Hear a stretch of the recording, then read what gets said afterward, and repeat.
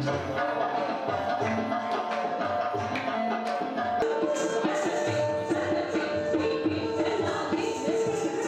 India campaign powered by Pep juice, यानी पेप juice ऐसा जो बढ़ाए हमारा स्टैमिना, करे हार्मोन्स को बैलेंस और दे इंस्टेंट एनर्जी। और ये आपको मिलेगा आपके अपने जिम में, या फिर कॉल करें 8010727232 पर।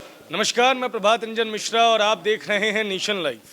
लोक संस्कृति द्वारा आज हरियाणा के फरीदाबाद में एक बेहतरीन कार्यक्रम का आयोजन किया गया। ये कवि सम्मेलन भी था, सांस्कृतिक सम्मेलन भी था, और कई लोग जिन्होंने समाज के लिए बेहतरीन कार्य किया है उनके लिए सम्मान समारोह भी था।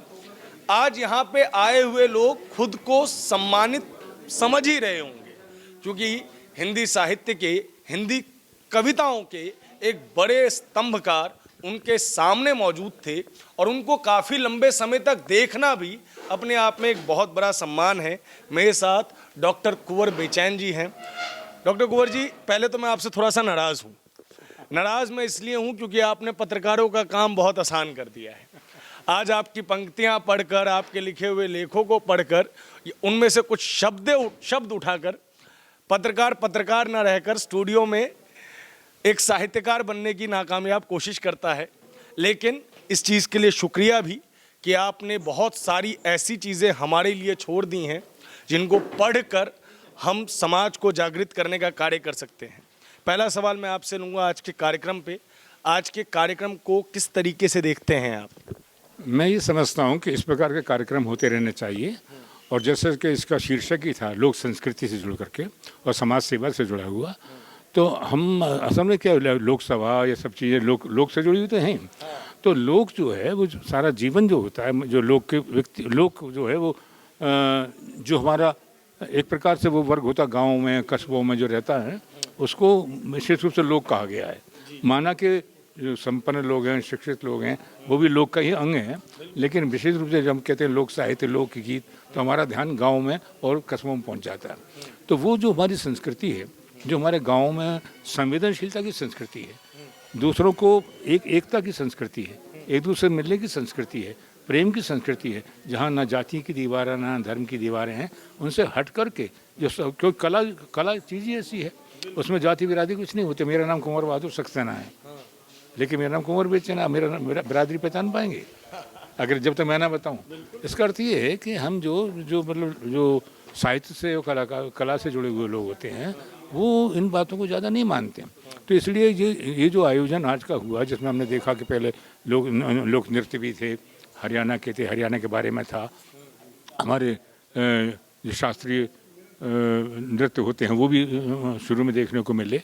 तो ये सारी की सारी चीज़ें, कविताएं जो सुनने को मिली, वो भी लोक जीवन से जुड़ी हुई थी। हमारे जनता की जो समस्याएं उनसे भी जुड़ी हुई, प्रेम की भावना, क्योंकि हमारा देश पर्वों का, संस्कृतियों का और त्योहारों का देश है। तो आज हमारा बसंत ऋतु के मौसम भी चल रहा है, तो इसलिए सभी लोगों ने अधिकतर बसंत के उल्लास वाली कविताएं सुनाई। हमारे मन की जो निराशा है समाप्त हों और मन के अंदर प्यार जुड़े, दुनिया के लोगों से प्यार बांटें, ये जो है इस मंच के माध्यम से ये बात हमें सुनने को मिली।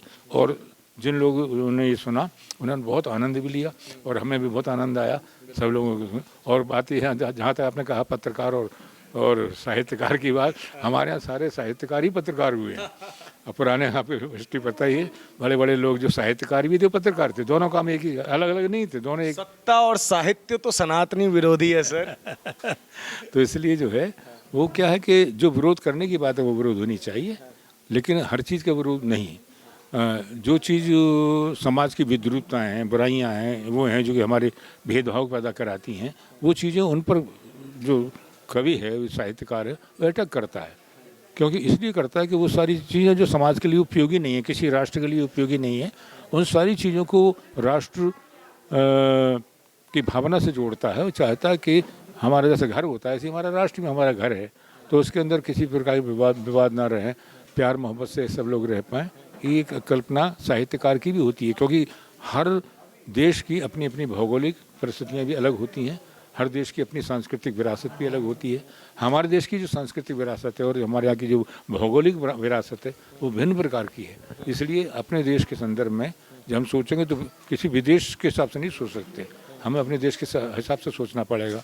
जैसे हमारा घर है हमारे पड़ोसियों का भी घर है, तो हम अपने घर की जो परिस्थितियाँ हैं उनके अनुसार ही उसको अपना घर को सजाएंगे, संवारेंगे और पड़ोस वाले लोगों से प्यार करेंगे, मोहब्बत करेंगे।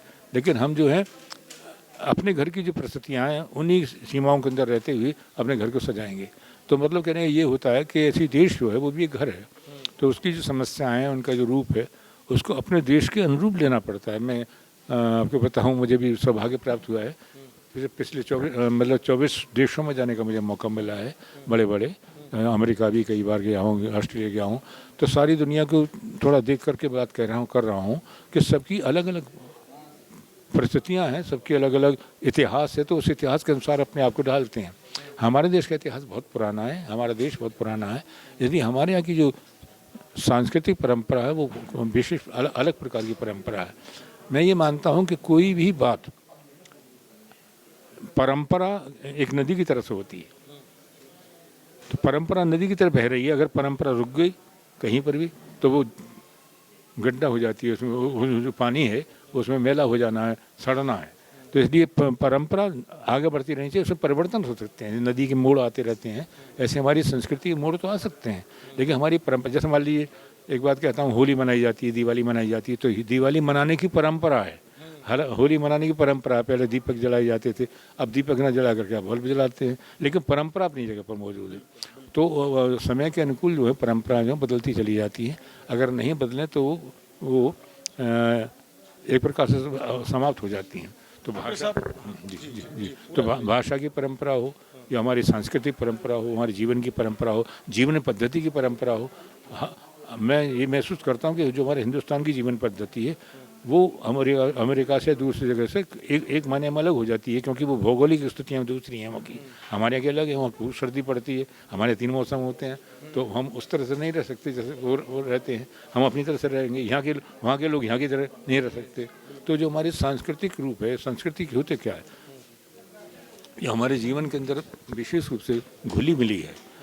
मैं यहाँ पर एक बात बहुत खास कहना चाहता हूँ, आपने बात चली है तो असल में क्या है कि एक बड़ा गड्ढम मामला चल रहा है। 2 शब्द हैं, एक तो सिविलाइजेशन है और एक होता है कल्चर होती है।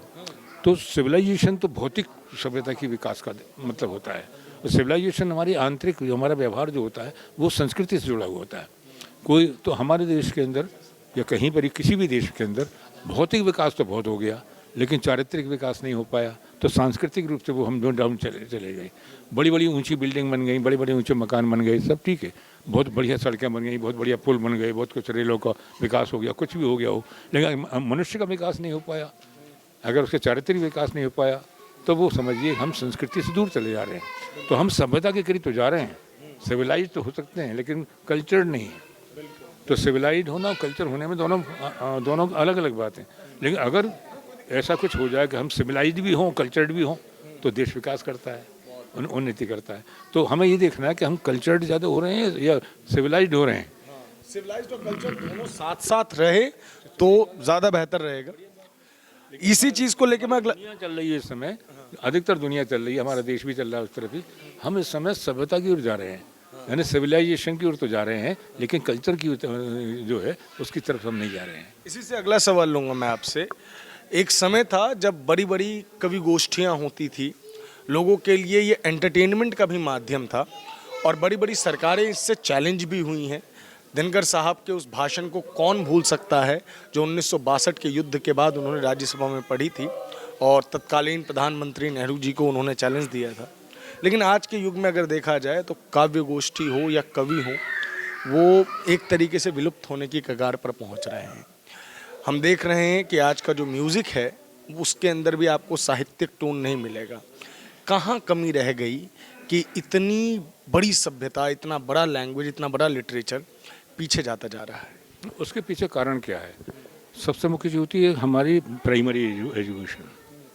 जो हमारी प्राइमरी एजुकेशन है उसका स्वरूप बदल गया। पहले हम जब पढ़ा करते थे, हमारा ज़माना जो प्राइमरी स्कूल का था वो ऐसा था, गरीब अमीर कोई भी क्यों ना हो, एक ही तरह के स्कूलों में पढ़ते थे सब, कोई अंतर नहीं था उस समय। और समय साहित्य जो हमारे मनोरंजन के साधन थे वो मनोरंजन साधन ये वाले नहीं थे जो आज हैं।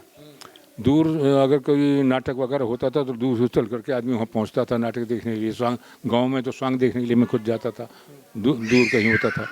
तो अब अपने घर के अंदर ही सब चीज़ें आ गई, आप दूरदर्शन पर सब कुछ देख सकते हैं, कहीं जाने की ज़रूरत नहीं है। जहाँ तक कवि सम्मेलन का सवाल है, कवि सम्मेलन मैं सन 1959 से जाता हूँ, यानी मुझे 61 साल स्टेज पर जाते हुए हो गए। अच्छा। जी, स्टेज पर जाते हुए, जब मैं इंटर में पढ़ता था तब से मैं कवि सम्मेलन में बाहर जाने लगा था अपने शहर से। तो दिनकर जी का नाम लिया, सौभाग्य मुझे प्राप्त हुआ कि उनके साथ, ये सौभाग्य प्राप्त हुआ कि उनके साथ मैंने अनेक बार कविताएं पढ़ी उनकी अध्यक्षता में। उनका आशीर्वाद में मुझे, मैं छोटा था उस समय, दिनकर जी का। तो वो क्या है कि उस समय क्या था कि आदमी जो साहित्यकार होते थे वही स्टेज पर होते थे। अब मैं खूब याद आ रहा है, वो सारा ज़माना याद आ रहा है कि जब मैं मंच पर जाता था, नया जब मैं था, तो सब पूरे यहाँ से वहाँ तक श्यामनारायण पांडे जी बैठे हुए हैं, सोहनलाल द्विवेदी जी बैठे हुए हैं, भवानी प्रसाद मिश्र जी बैठे हुए हैं, दिनकर जी बैठे हुए हैं, ये तमाम लोग बैठे हुए होते थे जो साहित्य में भी उनका नाम था, पढ़ाए जाते थे कोर्सेज में और स्टेज पर भी थे। अब क्या हुआ कि कवि सम्मेलन में उस समय पैसा नहीं था, उस समय यश की कामना तो थी। यश से अर्थकृत्य व्यवहार विधि कांता सम्मति उद्देश्य, आचार्य मम्मट ने जो साहित्य के उद्देश्य बताए, तो पहले यश से, यश कामना थी कि हमारा नाम हो जाए। लेकिन अब क्या हुआ, ज़माना बाजारीकरण का हो गया। बाजारीकरण का होगा तो पैसे कैसे कमाए जा सकते हैं अधिक से अधिक, तो सस्ते को कमाए जा सकते हैं, तो सस्ते को कमाएंगे।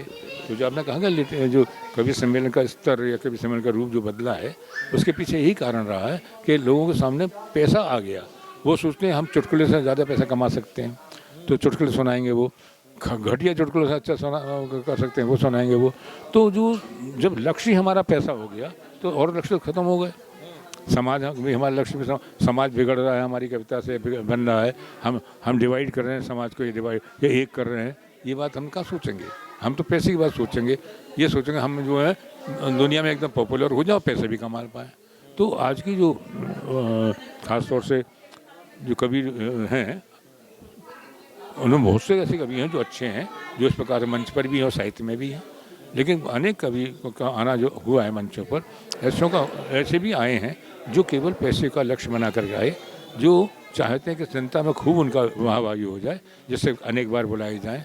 तो इस वजह से, और दूसरा ये कि गहराई जो है ना, वो ऑडियंस की भी कम हुई है। वो क्या करें, वो ना वो भी क्या करें भाई। स्कूल में पढ़ाई का सिस्टम बदल गया। पहले हमारी पतली सी किताब होती थी जिसको हम लेके जाते थे, वही होती थी। अब इतना बड़ा बस्ता लेके जाता है बच्चा, उसका समय कहाँ है पढ़ाई के अलावा का। जब हायर एजुकेशन में आते हैं तो वो बच्चे जो हैं इंटरमीडिएट में आने के बाद किसी लाइन में चले जाते हैं, फिर वहाँ उनकी पढ़ाई का किस्सा शुरू हो जाता है, उन्हें फुर्सत नहीं मिलती। और जो भी उनके पास ये चीज़ आ गई, मोबाइल आ गई, सब चीज़ आ गई, जो उन्हें देखना है इसमें देख लेंगे। तो ये सारी चीज़ें इधर आने लगी, उनके रिक्रिएशन का साधन इधर बदल गया। बल्कि मैंने एक बार टीवी पर एक इंटरव्यू देखा था लोगों का, जो फिल्म वाले लोग थे, उनसे पूछा फिल्म का उद्देश्य क्या है, तो उन्होंने कहा एंटरटेनमेंट, एंटरटेनमेंट, एंटरटेनमेंट, तीनों बार एंटरटेनमेंट शब्द को बोला। हमारे साहित्य में मनोरंजन तो माना गया है लिटरेचर को, लेकिन वो ऐसा नहीं माना कि केवल एंटरटेनमेंट के लिए नहीं है, केवल मनोरंजन के लिए नहीं है, मनोरंजन के साथ साथ मनोरंजक भी हो जी। उसके साथ साथ हम समाज को सुधार सकें, उसके अंदर ऐसे मनोरंजन का मनोरंजन भी हो जाए और साथ साथ उसको समाज की कोई दिशा मिले। अब केवल मनोरंजन का काम है, जब फिल्म वाले कहते हैं कि हम एंटरटेनमेंट, एंटरटेनमेंट, एंटरटेनमेंट तीनों बार ये शब्द बोलते हैं, तो मुझे अजीब सा लगता है। भाई एक जगह एंटरटेनमेंट बोलो, और जब अब पुरानी फिल्में जो जेमिनी की फिल्में आया करती थी, वो भी तो एंटरटेनमेंट करती थी, लेकिन समाज को दिशा मिलती थी उनसे। तो अब वो कहाँ चली गई। तो अब ये कि जब आप परोसी वो चीज़ रहे हैं, तो जो सामने बैठा हुआ आदमी वो चीज़ तो खाएगा, है ना। तो ये बात है। और विरोध करने वाला उसमें कोई हो नहीं, क्यों हर आदमी इतनी गहराई, उसे समय ही नहीं है इतनी गहराई से वो शास्त्र का अध्ययन करे, साहित्य का अध्ययन करे। वो मौका कहाँ, उसे अपनी किताबों से फुर्सत नहीं मिलती बेचारे को। अपनी नौकरी के बारे में सोचता है, आज के मकान लेना है तो मकान भी करोड़ों लाखों का आएगा, तो उसके लिए तैयारी करता है। डॉक्टर बनना है तो उसके लिए लाखों रुपए खर्च होंगे, उसकी तैयारी कर रहा है, माँ बाप उसकी तैयारी करा रहे हैं। तो कुल मिलाकर के जो पूरी व्यवस्था है ना, इतनी चेंज हो गई, बदल गई है कि व्यक्ति अपनी तरीके से, पहले आदमी डॉक्टर ही बनना था कितने पैसे खर्च होते थे, नाम मात्र के पैसे खर्च होते और डॉक्टर बना होता था वो, क्योंकि मेहनत से आता था, उसमें कोई इस प्रकार के खर्चे नहीं थे। अब कोचिंग करे उसके अलग खर्चा, दुकान अब अपना क्लिनिक खोले उसके लिए अलग तरीके का खर्चा। तो आदमी की ज़िंदगी चलाने के लिए ही जो पैसे की दुनिया जो हो गई, बाजारीकरण हो गया, वैश्वीकरण हो गया, हम तमाम चीज़ें को मुझे याद है कि